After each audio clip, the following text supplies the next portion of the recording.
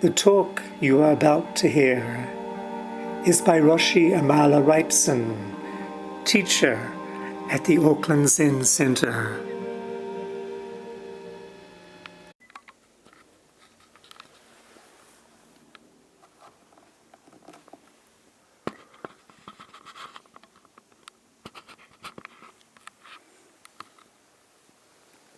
Today is day 6 of our summer 7-day sesshin. It's the 9th of January 2025, and we're going to pick up where we left off. We were just reading from Silent Illumination, and we were reading on these 3 essential ingredients of Zen: great faith, great doubt, great determination, that have been revisioned somewhat by Guogu. And we were talking about seeing great doubt as interest, close interest. And Guogu said that the quality, interest represents a quality of engagement that is not controlling, but pays attention to closely without interfering.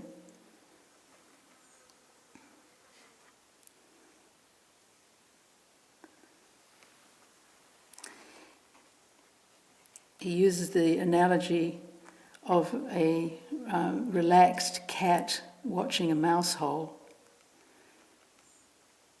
And he says the cat is not terribly intense when watching the mouse hole, but it is focused. It's relaxed, but ready at any moment to pounce on a mouse if it comes out of the hole. Its mere presence, sitting awake in front of the mouse hole, is enough to scare the mice. They dare not come out because they know that the cat is there. If you adopt this kind of wakeful interest, your wandering thoughts are subdued because the mind is at once relaxed yet focused and watchful. I think relaxed could be misinterpreted here. It's not relaxed like lying, reading a book on a couch. It's more like a relaxation which is balanced, poised, so that you could leap up at any moment if you needed to. He continues, non-interference does not mean disinterest, however. When I was in college, I lived in New York City above a Buddhist temple that had a lazy temple cat. The temple also had mice, lots of them, but the cat never did anything to them. You might say that the cat was too compassionate because he didn't kill any of the mice, but I think he was simply disinterested. The mice would walk across the room scavenging for food and crumbs as we were at our dinner, and the cat would just lie there sleeping. In practice, you have to be interested. You can't be like the disinterested, lazy temple cat. You have to develop a clear, watchful mind with which you experience the method. Whatever that may be, the mice, your scattered thoughts, wander. If you don't do anything about them, they will continue ceaselessly. So this presence, this interest he's talking about is engaged. It's not completely passive.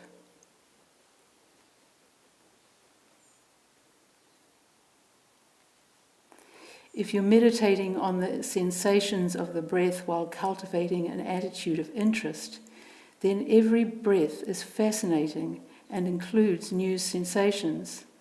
This interest keeps you on the method.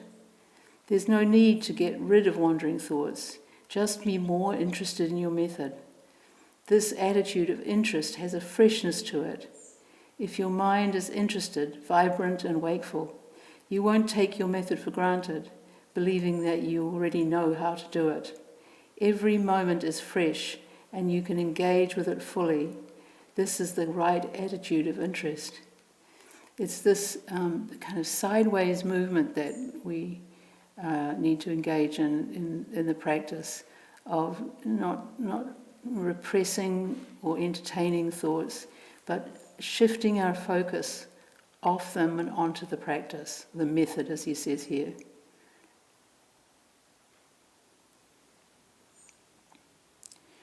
Roshi Kolbe used to say, if people came to him saying they were bored in their practice, he would say, well, then that's indication that you're not paying enough attention. Because there's always something interesting happening that we can discern if we have enough intensity to our focus.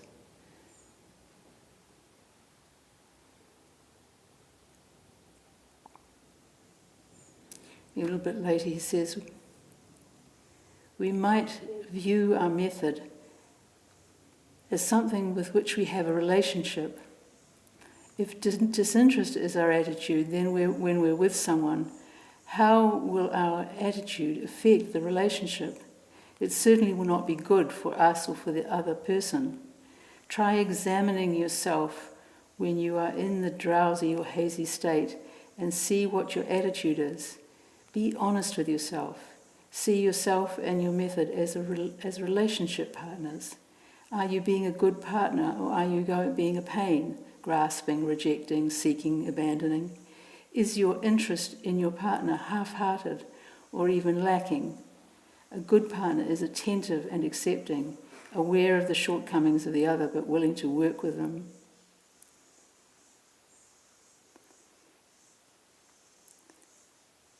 You can imagine the person practicing and then the practice as a dance partners. Then if the partner sees you looking over your shoulder to see what else is happening on the dance floor, they won't be impressed. But to be attentive, accepting. And of course all this is happening in our own mind, so there's not one actor in the story who isn't us. It makes me think of a sort of saying that, again, that Roshi Bodhin would repeat. The Dharma won't let you down if you don't let the Dharma down.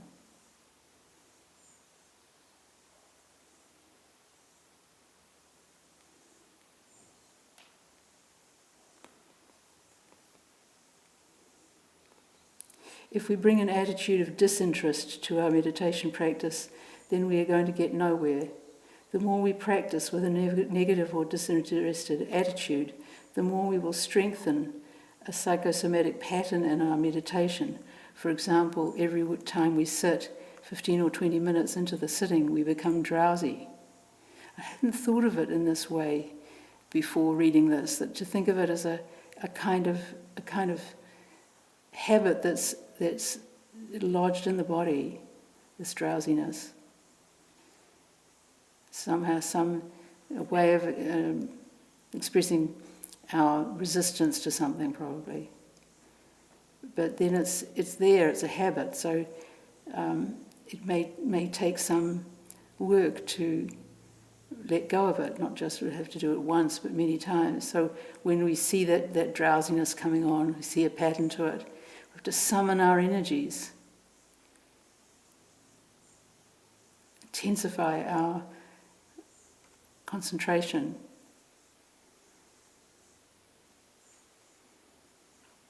If we take care of our meditation practice and develop great interest in it, we will take care of our lives in the same way. If we recognize the attitude that we bring to practice, and by extension our lives, then we will have an opportunity to transform it. Our relationships improve, life becomes easier. In the process, we serve others more skillfully.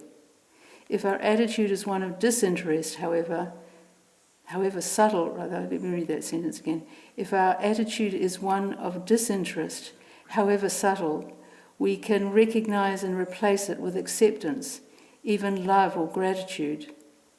We don't need to be slaves to the habit tendencies that lie beneath the surface of our mental lives. If we practice with an attitude of interest, then with every difficulty that we experience, every obstruction, we will find it easier to change for the better. With interest, we will be able to give rise to great confidence and steadfast determination. And just a little bit from the third category here, that is the same in both formulations, the third one being great determination. Just a little bit of this. Confidence and continuous effort together give rise to the prerequisite of determination. Usually, when we think of determination, we think of diligent practice. We may give it our all, and in the process become tense. But this kind of determination is usually contaminated by greed and anger, which are unwholesome mental factors. I want to realize awakening, I want to attain Buddhahood, I want this, I want that. Somebody was asking me about this. It seems like we're not supposed to desire anything, and yet we have to pursue awakening. And it's this distinction between, you could say, unwholesome mental factors, as Guogu puts it here, and wholesome ones, aspiration to awaken, but without the grasping. And when we do get contaminated by these three, greed, anger, and ignorance, then we often turn the negative energy back on ourselves, rejecting our shortcomings, being disgusted at them, being disgusted at ourselves. And this isn't helpful.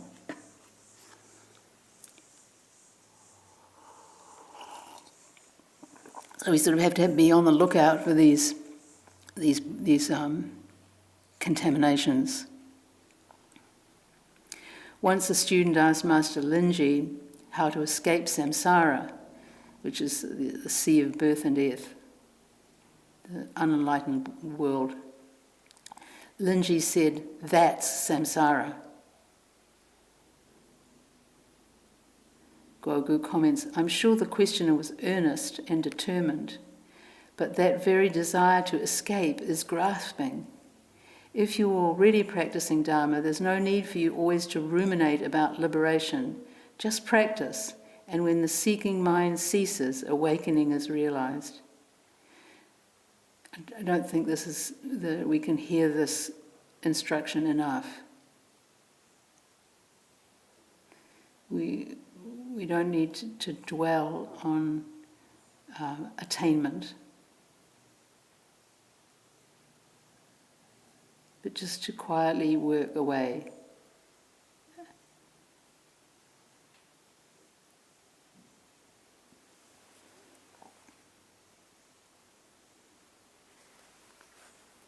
Most of the time we are driven by our need to grasp or reject. This is not determination. Determination may be directed, as when we make vows, but it's not directed by greed. You don't think about your own gain and never give up helping others. Engage in the practice with contentment, interest, confidence, and determination. Don't let your practice be fueled by grasping, rejecting, disinterest, or self-disparagement.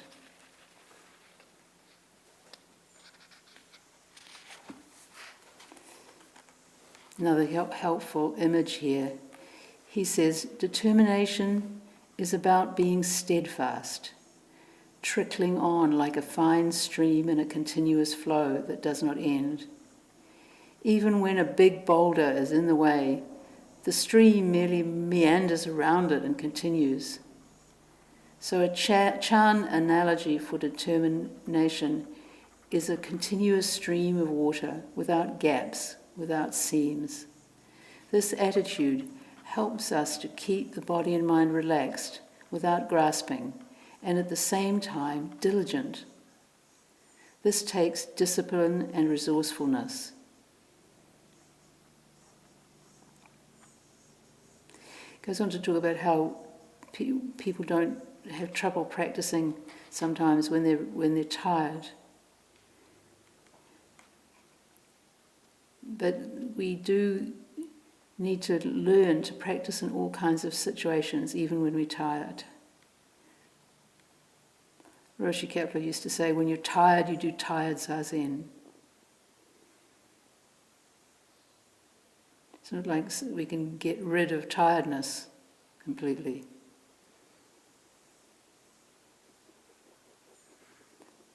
We have to develop our inner resources. That's what adversity of different kinds helps us to do, to uncover our inner resources. He says, being resourceful is learning to adapt to the conditions of our bodies and minds. That's how we become skillful practitioners. So how do we practice when we're fatigued? If we try to fight through the fatigue, then we'll become exhausted and our minds will be more scattered. We have to know when to take a rest. When the mind is agitated or excited, how do we practice? We may need to relax more and bring the energy of the body downward to get grounded. We learn to approach our practice from different angles, adjusting our attitude accordingly. All of this is part of building a relationship with ourselves. This is really helpful to understand that the trials and tribulations that we go through in practice, if we see them as this process of making a relationship with ourselves,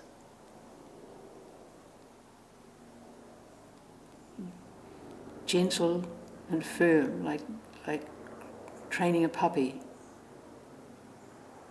patient, but with unflagging aim, purpose. When we are skillful, then our practice comes alive. Slowly it becomes less influenced by the limits of our bodies and minds. This comes with patience and as a result of cultivating all the previous right attitudes. In other words, determination and interest in the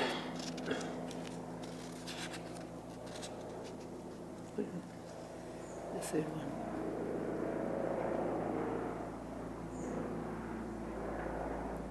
Sometimes we have to take a step backward in order to go forward. In practice, going backward is not necessarily regression. Advancing forward is not necessarily progression. We have to assess our practice honestly.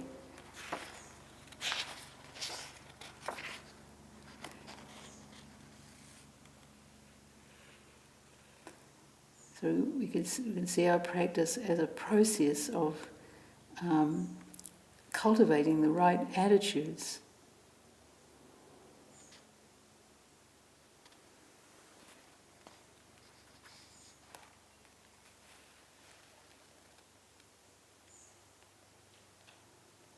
Our practice will flourish when we have the right attitudes, depending on whether we're scattered or drowsy, energetic or fatigued, clear or hazy.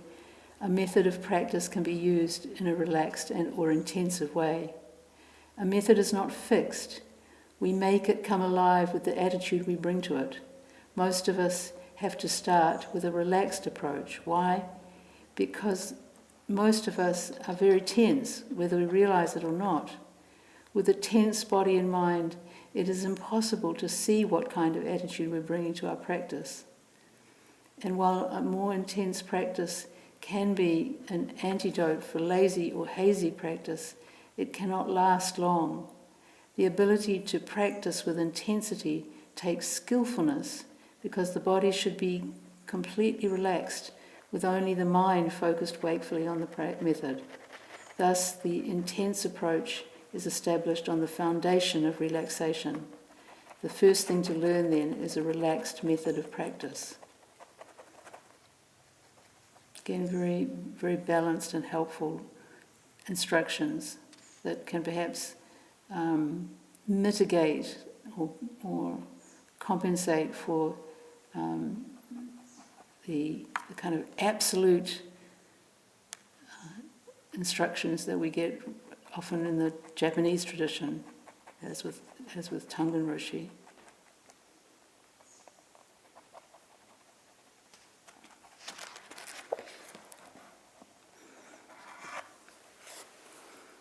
Now we'll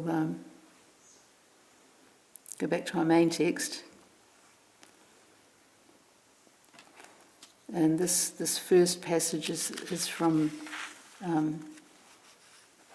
the other Tangen book, Ichitante. And it's about time passing.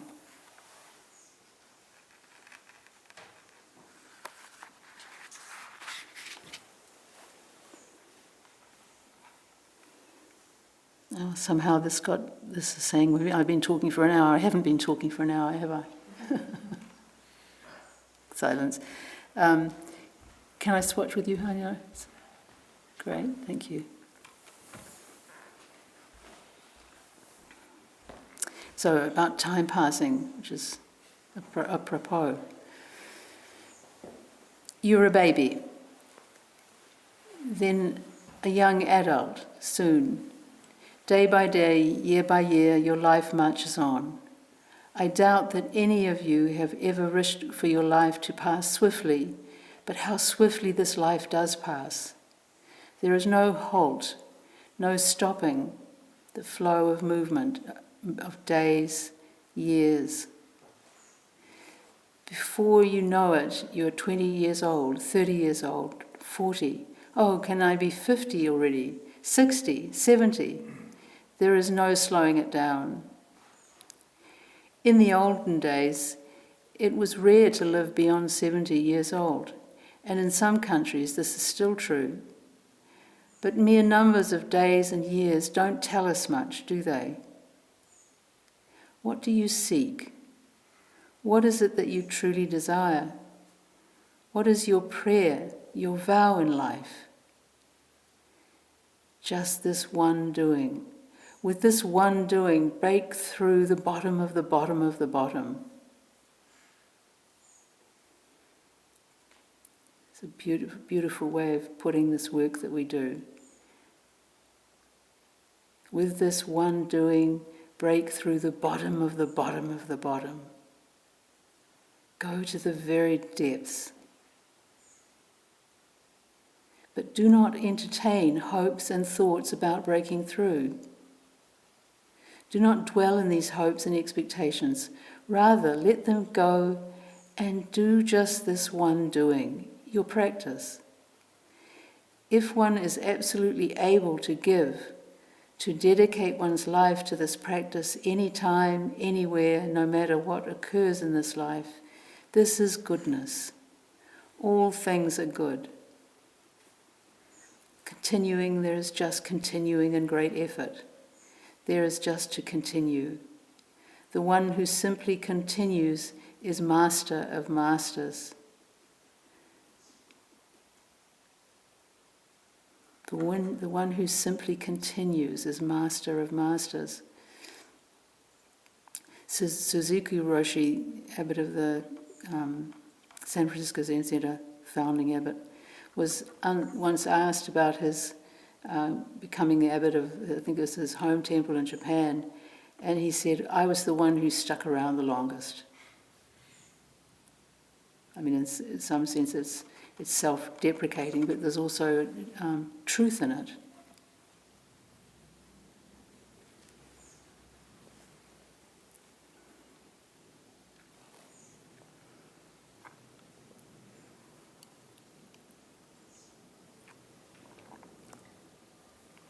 The next passage is the one that I mentioned yesterday about water.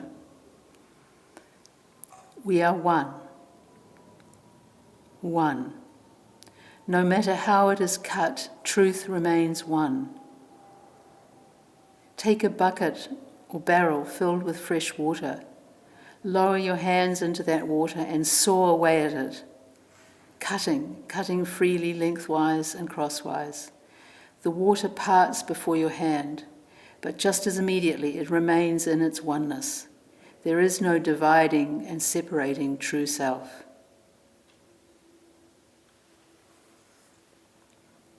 How many ways do we try to cut up reality, sawing this way and that?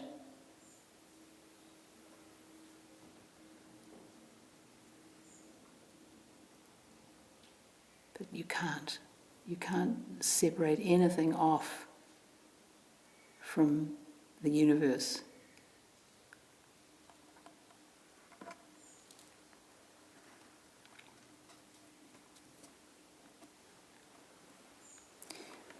The next passage is Ichi Tante. This one doing. Practice is just exactly this one doing. A small seed will be nurtured and raised into a vast, limitless fruit. You, the genuine, are already Buddha from the start.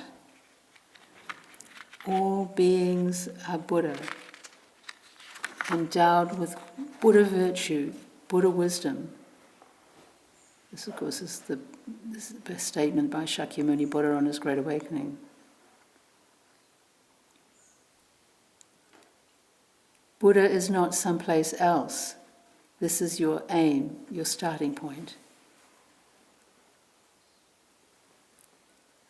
All that you see, all that you do not see, all that takes form, all that is yet to take form, all that has taken form, everything, the timeless past, future, present, is your true self. Why do we use the word self or true self? We say self because we cannot pass the responsibility to anyone else. The one which gives and protects and cares for, and the one who is given, protected, and cared for is one. One is the same, not two. If you divide it, you lose it. If you divide it, you cannot properly protect and care for it. Your focus is very clear. It is exactly this one doing. It is right here and now. It is not anywhere else. It's not anywhere else. Together with all beings, sentient and not, the grasses and the trees and the great earth, I attain the Buddha way.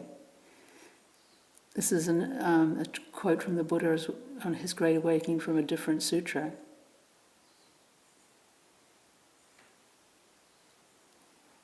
Everyone is taken care of. There is not so much as a pebble or a single weed that is left out. There is nothing which is not essentially saved. No matter what happens, it is all right. No matter.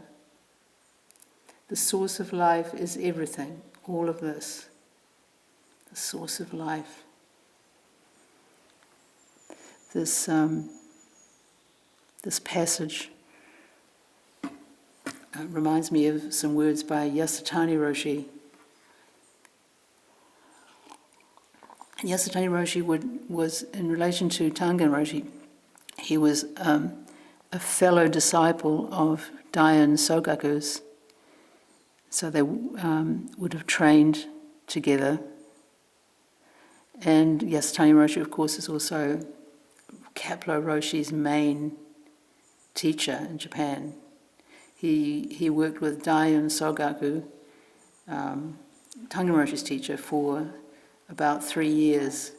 Then he moved out of Hoshinji and trained with Yasutani Roshi.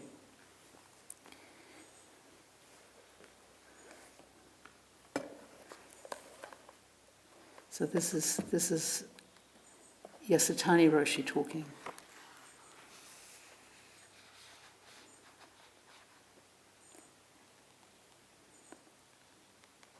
And he's talking about our true self or essential nature. What is this essential nature? Who has it? What is it like? All existence has its essential nature. Every person, everything, the whole universe. There is no difference between people's essential nature and the essential nature of things in the universe. It is all the same. When you attain true self-realization, you will acknowledge that this is true. There is no dualistic opposition in the essential nature, such as subject and object, good and bad, Buddha and ordinary person, enlightenment and delusion. The essential nature has no form, no colour, no weight, no length, no place, no concepts, no taint or blemish attached to it. It is perfectly clear. The essential nature cannot be destroyed even by karmic fire. If the whole universe were to be completely destroyed, the essential nature would continue to exist because it is empty. It is non-substantial. It cannot be seen with the eyes, heard with the ears, or touched with the hands. No one can identify the spot where it is.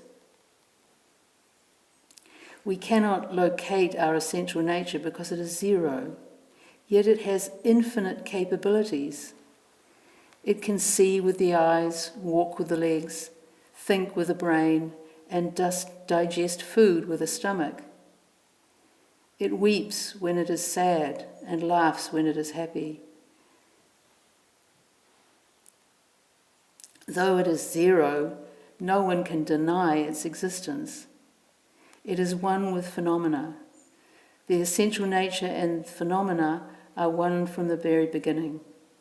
That is why in the Hanya Shingyo, that's the Heart Sutra, we say, form is nothing but emptiness, emptiness nothing but form.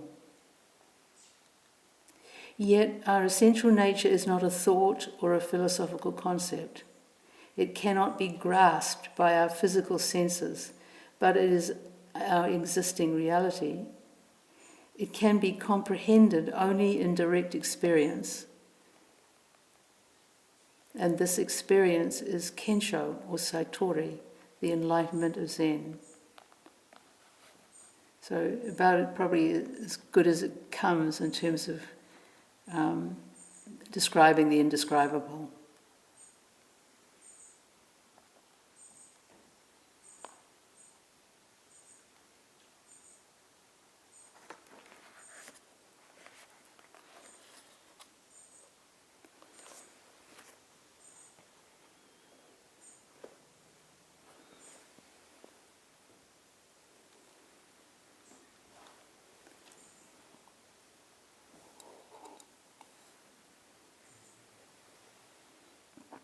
Back again to our main text.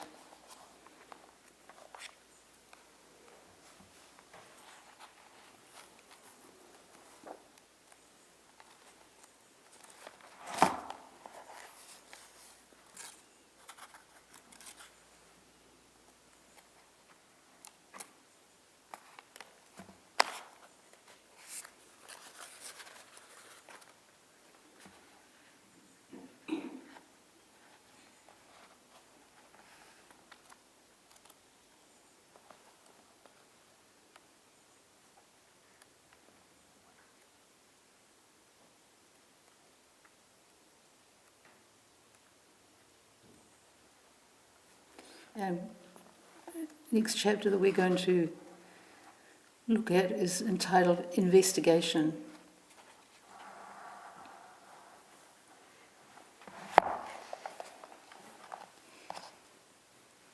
Human beings are thinking creatures, always thinking. We are free to think, but it creates in us this notion that this being who thinks is a solid and fixed me, separate from everything else. We get lost in discriminating thought, falsely perceiving something that does not exist. This perspective, from which most people look, is what we call delusion. It is easy to make the mistake of thinking, this is me, my body, I am here, I have a certain amount of knowledge, I have the habit of doing this and that, I have certain skills I can use to get things done. We believe it, we hold on to it, and then we feel incomplete, estranged from something fundamental, this true essence. To fill this void, we look outside for the things we want, worldly things.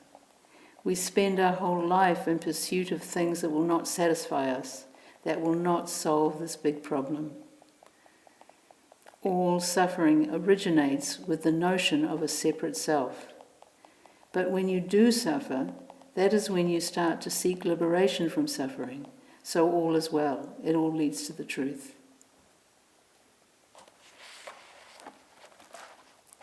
It's one of the other kind of attributes of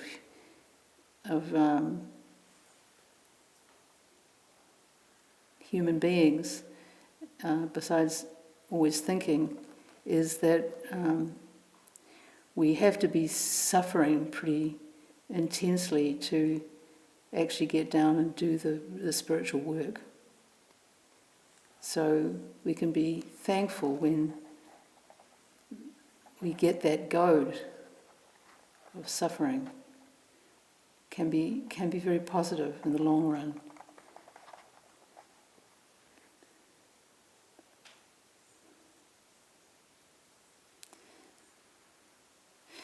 In the beginning, we are absorbed in ego self, and we fail to see our true nature. We feel happy and sad. We cry and get angry. We think that there is a stable, steady, fixed master who is experiencing all of this.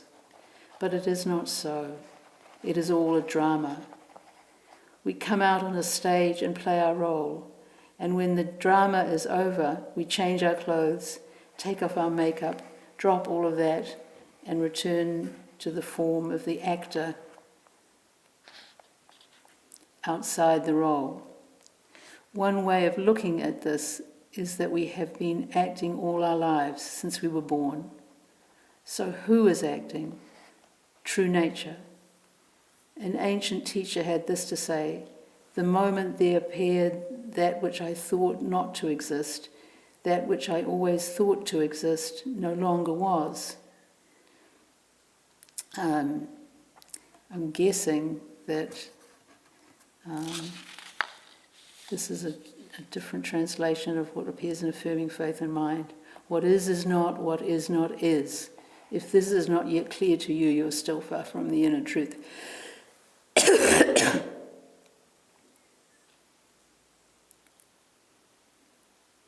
That I've used to, for years, find that line a goading one. If this is not yet clear to you, you're still far from the inner truth. If you haven't yet understood the way in which things that exist don't exist, and what doesn't exist exists, then you have more work to do.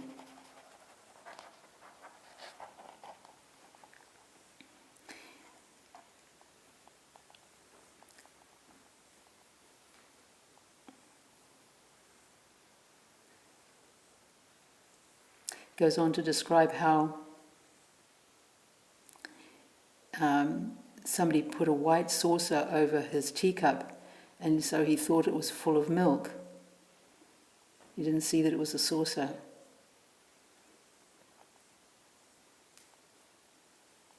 And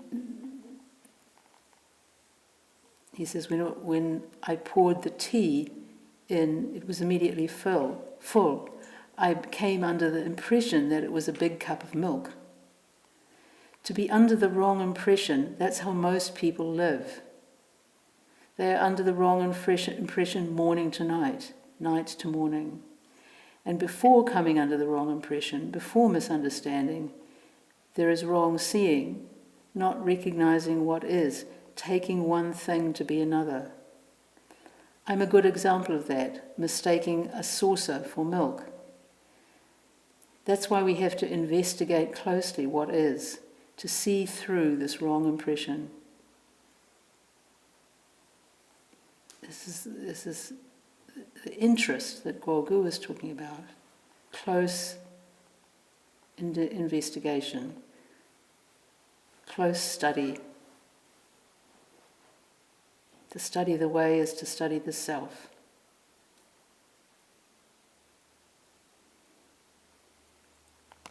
Mindfully, we are taking a breath. What is the self that breathes this breath? Who is breathing this breath? Some of you will be tempted to answer, I am breathing, and leave it at that. I? That I takes things for granted, the swaggering I that is easily irritated when things don't go its way. When you go to bed at night, as you sleep, where is this I?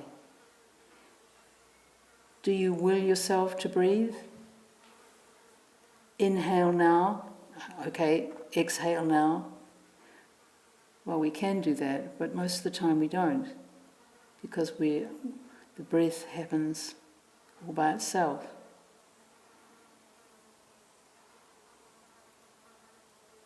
Who is breathing? I am breathing. Who are you? Who is breathing this breath? This notion of I, what is it?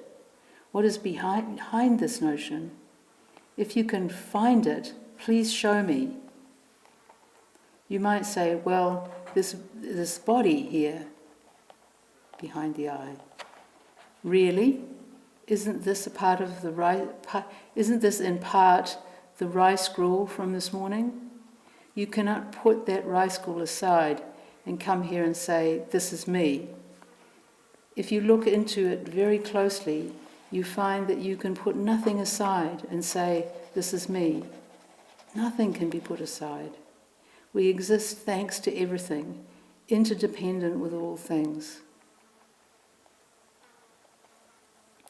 How do you answer when you are faced with a question about this I? Is this I big or little? Is it long or short? Where is this I when no thought arises? If you see clearly through this small notion of I and look from the perspective of true mind, without the clouds of delusion, then your ability to think will be just one more shining facet of life. Useful to be able to think. That's why all that is needed is for you to cut through discriminating thought.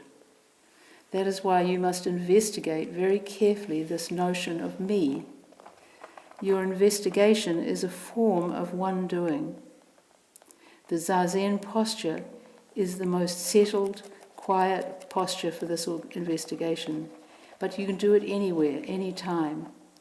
Boil down your investigation to the most basic question in order to discover whether or not there is a self. What is truth? What is life? What am I?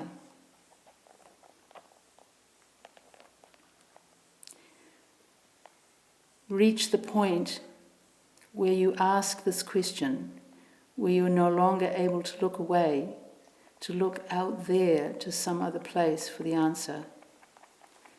Each person has some pain, some suffering that fuels their aim to solve this problem, which forces them to seek the answer. It's a fire burning inside. You have to solve this problem. Who is breathing? Who is breath?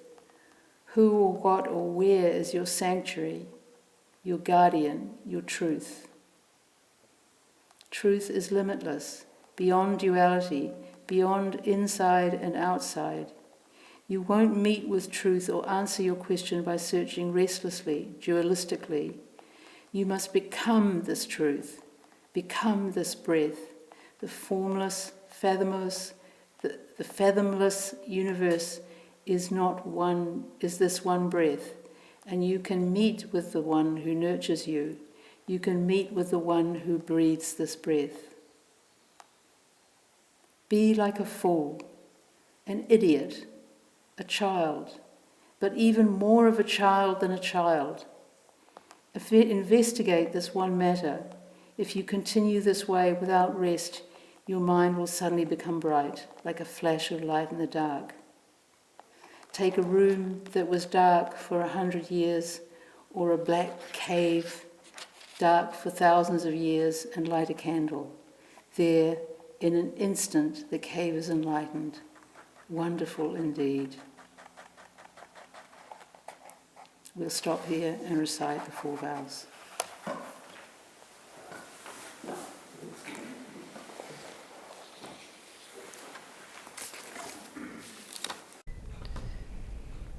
The teaching you have received is offered freely. If you would like to make a donation to support the continuation of this podcast service or learn more about practice opportunities at the Auckland Zen Centre, please visit www.aucklandzen.org.nz.